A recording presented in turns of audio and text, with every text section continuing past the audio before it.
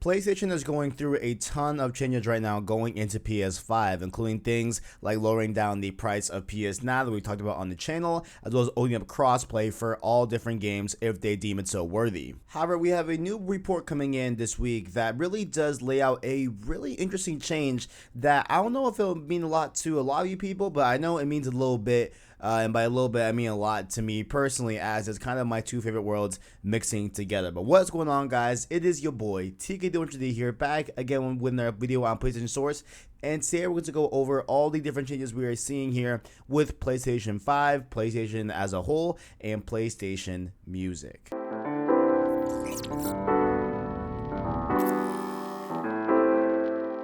And so, of course, I'll be reading here from an article from comicbook.com, but make sure to also check it out in the description. I will link it down below for you all to read and look over for yourselves. And so this comes to us from, again, like I said, an article from the boy Tyler Fisher. And what they're laying out here is also connected to Death Stranding. So they say here that there will be some big changes coming to PlayStation 5 games in terms of how the soundtracks work and what music gets implemented into those specific games. And with the original source being from Rolling Stone, they say that the PS5 could be the start of a new initiative between PlayStation and Sony Music that sees the latter take advantage of the former by more intimately and prominently putting official licensed soundtracks into, and at least the very least, Sony developed games. And so they're saying that they are going to have more integration with Sony Music and Sony published music in terms of different artists onto PlayStation games, and more specifically PlayStation 5 games. So the report here, again, I'm just going to read this right up here, comes to us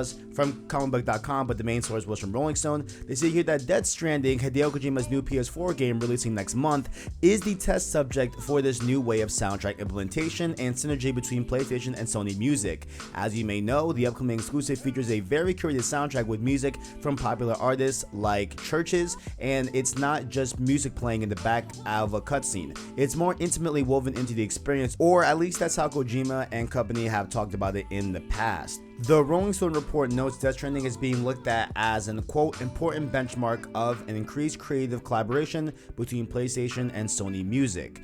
And so that's essentially what we got here. So what they're saying here is that they will be implementing music that you might not think to hear in a game in Death Stranding. And so we're going to hear big, I'm assuming, big artists on the soundtrack of Death Stranding. And they're even releasing a separate album. I forgot what it's called off the top of my head, but I know they are dropping a separate album that's going to feature different sounds and different tracks from Death Stranding. And so it looks like there's going to be a little bit more of an album type of deal like we're seeing here with this collaboration with Sony Music.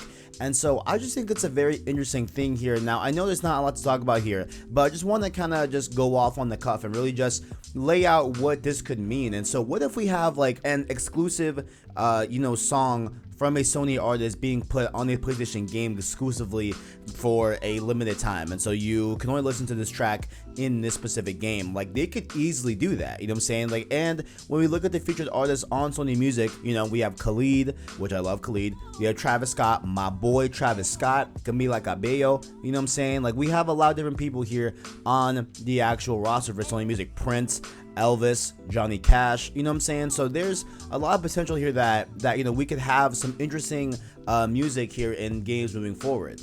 Now, although all of this sounds really cool, right? A lot of this sounds really neat. We're gonna have potentially really cool music from Sony Music Group going into PlayStation games. That sounds great. It'll add to the overall experience. It could be really cool, some collaborative stuff. If I hear Travis Scott, an exclusive Travis Scott verse on a random PS5 game, that's gonna be dope, right? But here is my main, oh my god, features on Sony Music Group as well. But here is my main thing, right? My main thing is that what happened to the content creator side of things, because as you all know, here on YouTube and pretty much around the all internet, but mainly around YouTube, there's a little thing called copyright, where if you have any sort of material that is copyright related or copyright protected, your channel and your video can get clapped. As we saw here on PlayStation Source during E3 this year, Ubisoft really slapped us real hard, took away live streaming, all that crazy stuff, but we were able to get it back, thank God. But nonetheless, I could see this having a lot of issues moving forward in terms of content creation. Like, what about those Let's Play channels?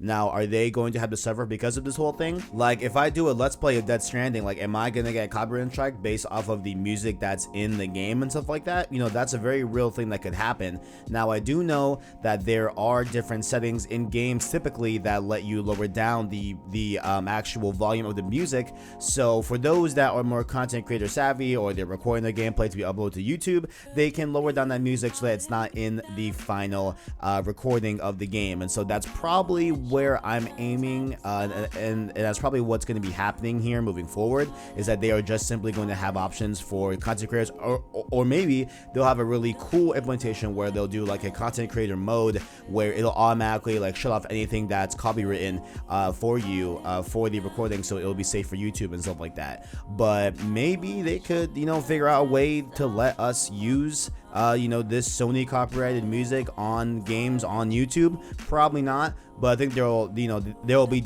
definitely ways to lower it down. But I guess my main focal point here is that, what do you guys think about this whole thing? I know there's not a lot to talk about in this short video today, but what do you guys think about, you know, this collaboration between Sony Music and PlayStation, kind of doing a nice little collab, and really, you know, just like stretching their wings and utilizing the Sony umbrella of different services and different music overall. So let me know what you guys think in the comments below, and make sure also, while you are down there, to check out our description where you can find our different you know, social media outlets like Twitter and Discord, as well as our Anchor link where you can listen to our long form content, which is Road to Part 2 and Cross Circle Podcast on different podcast services, that being of course Apple Podcasts, Google Play Podcasts, Spotify, all the good stuff. You can find us on there searching up the PlayStation Source podcast feed. And make sure also, while you are down there, to like the video if you enjoyed it, as well as subscribe to PlayStation Source to keep up with the latest and greatest in PlayStation. Thank you for watching, and as always, greatness awaits.